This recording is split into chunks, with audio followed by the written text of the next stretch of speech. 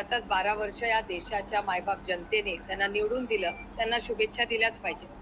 पण त्याचबरोबर आज 12 वर्षानंतर भारताची आर्थिक परिस्थिती काय आहे याचं आत्मचिंतन सरकारने करण्याची वेळ आलेली आहे. प्रचंड महागाई, प्रचंड बेरोजगारी आणि भ्रष्टाचार तर थांबलाच नाहीये. तुमच्या सगळ्या चॅनल्सवर या सरकारने केलेला भ्रष्टाचार, महागाई आणि प्रचंड बेरोजगारी, आज पेट्रोल डिझेलवर लाईनीमध्ये सर्वसामान्य माणूस आज भांडतोय, एकामेकाची डोकी फोडतायत. शेतकरी किती अडचणीत आहे. कांद्याचा शेतकरी याचे काय हाल आहे ते तुमचंही चॅनल रोज दाखवते, आम्हीही रोज आंदोलन करतो.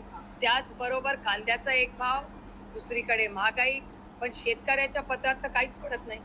मंत्री म्हणतात युरिया मिळणार नाही, तुम्ही बघा काय करायचंय ते.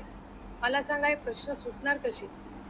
अन्नधान्याचा प्रश्न कशाचाही सोंग घेता येतो, पैशाचं आणि अन्नधान्याचा सोंग घेता येत नाही. की या 12 वर्षात बहुतांश काळ महागाईचा निर्देशांक हा लोएस्ट लो होता, सर्वात खाली होता. ग्लोबल हेडविंड्समुळे, जागतिक परिस्थितीमुळे काही प्रमाणात जब जगामध्ये महागाई वाढते त्याची झळ आपल्यालाही पोचते आहे. पण निश्चितपणे त्यावरही उपाययोजना मोदीजीच करतायत, करणार आहेत आणि होईल.